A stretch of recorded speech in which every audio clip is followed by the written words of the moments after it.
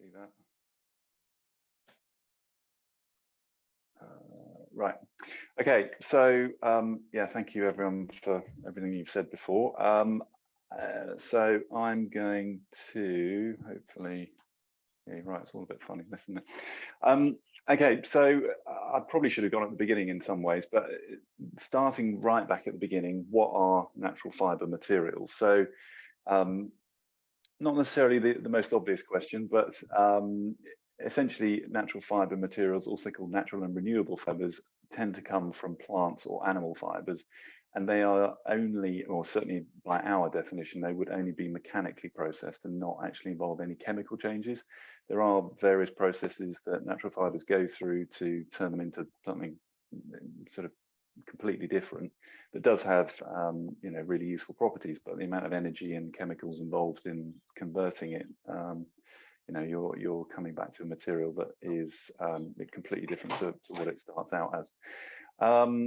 So the amount of processing varies quite a lot with all the different natural fibers. Really, straw is by far the least processed material.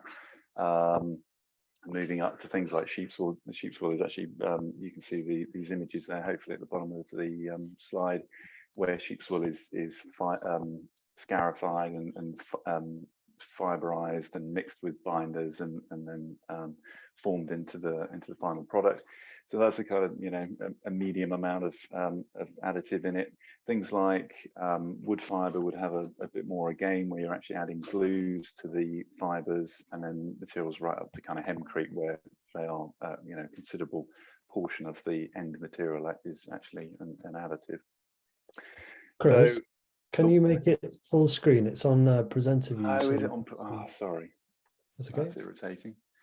I use swap displays, is that? Yeah, let's try that. There we go. Sorry. There we are. Rookie error. Right. So as Neil describes, you've got hemp wool, sheep's wool, wood fiber. Hemp wool is made from the hemp fibers which are wrapped around the stalk of the plant, and hempcrete is made from the woody core of the plant. So it's called a bast plant, and you've got this woody core which is quite a porous material, which makes it quite a good insulator, wrapped around with these incredibly strong fibers around the stalk, and that's what the hemp wool is made from. Sheep's wool, obviously from the sheep's fleece. Wood fiber is made from fiberizing waste softwood, as Neil said, and is softwood. There are various people asking about hardwood wood fibers, but currently that's not in production. And again, as Neil said, formed into 3 different forms of product. Straw is used either as straw bales. It can be chopped and then used as an infill for timber panels, or it can be used, as Barbara will describe, in the eco-cocon panels, which is a sort of a laid method rather than just using whole bales. Cork is made from the bark of the cork oak. It's granulated, steamed at high temperature, and formed into these boards and slabs.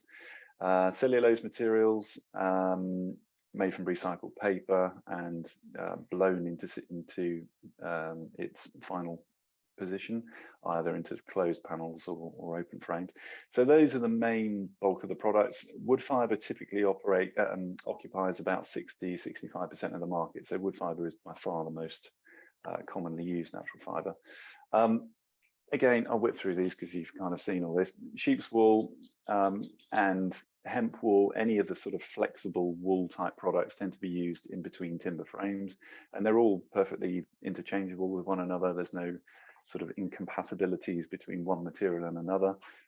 They would all be equally useful in any of these sort of situations, in studs, in rafters, in loft spaces. Excuse me. So yeah, that's how they're used. Wood fiber in the various forms, again, it can be used as internal wall insulation, external wall insulation. The flexible products get used in between rafters and studs. And then again, the boards generally are used externally on timber frames if you can, but they can also be used internally.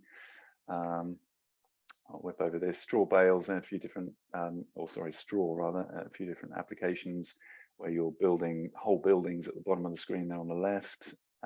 In the middle, there's some guys there filling some timber panels with actually a mixture of bales and chopped straw.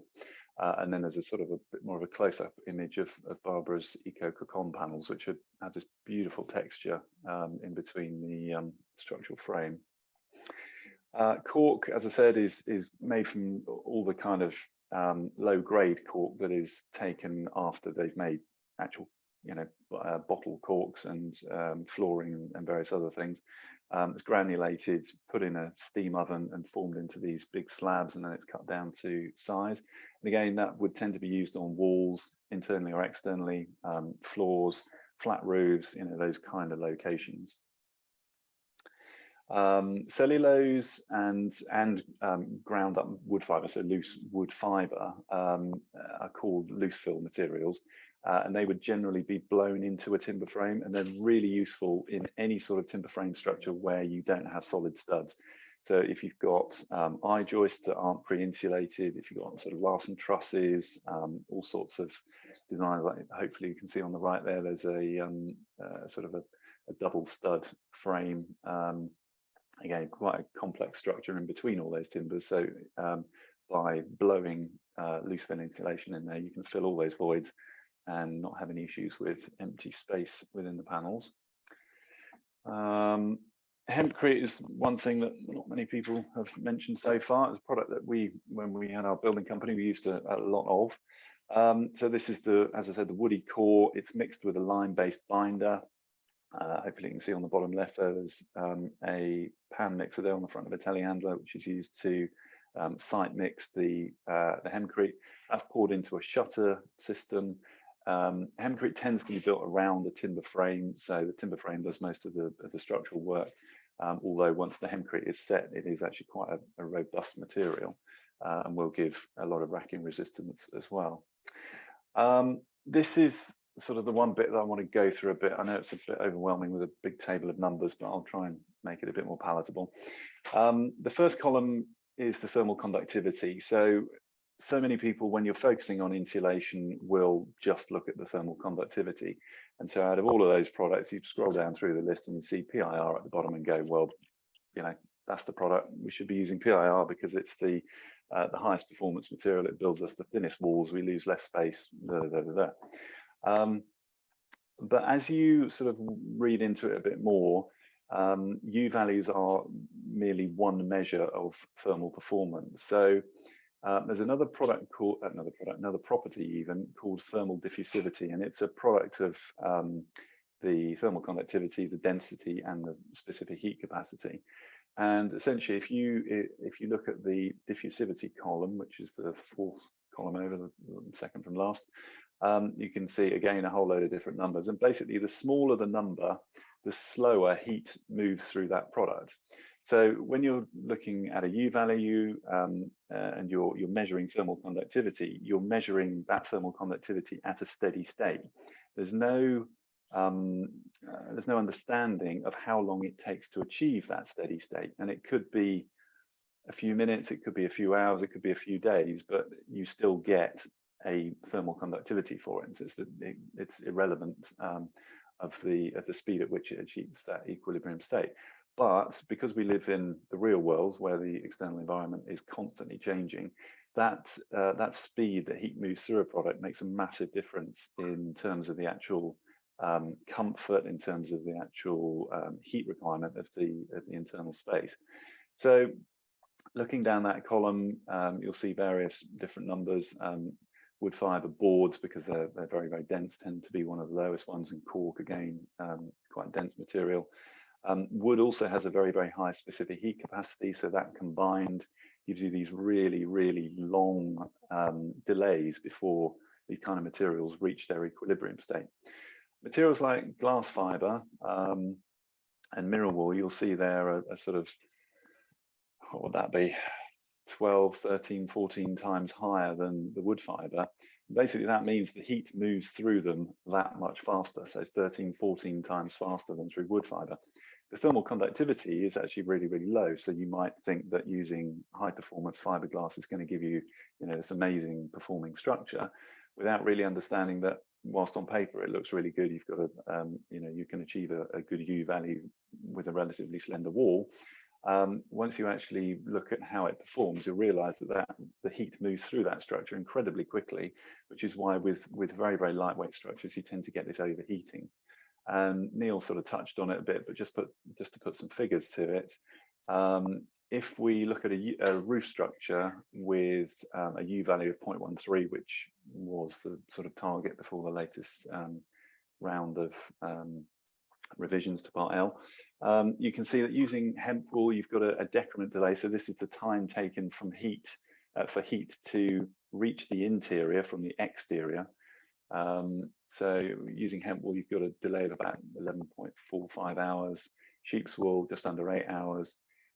Flexible wood fiber and the wood fiber sarking board have actually done a combination of the two because they're normally used together. But that's a delay of 15, nearly 16 hours. So in other words, when the sun comes up and starts heating the roof, maybe 9, 10 o'clock in the morning, it begins to get really hot. It's not until whatever that is, midnight and gone, that the heat actually starts penetrating the walls and being expressed on the inside. So these long decrement delays actually create a very, very stable environment inside. And you can see there with fiberglass and mineral wool, you've only got a delay of a few hours, 3-4 hours, which actually is not really, not making much of a difference to the internal environment. And by the end of the day, by the end of that heating cycle, you can accumulate quite a lot of heat inside. So just Chris, to say just a couple of minutes, sorry. Yeah, sorry, no, I'm done. Just to say that this is why using natural fiber materials, which tend to be denser, which tend to have very, very high specific heat capacities, can build you these very, very stable buildings, which not only give you buildings which have minimal impact during construction, they have very, very minimal running costs, and are extremely comfortable and healthy to live in. Okay, there you go.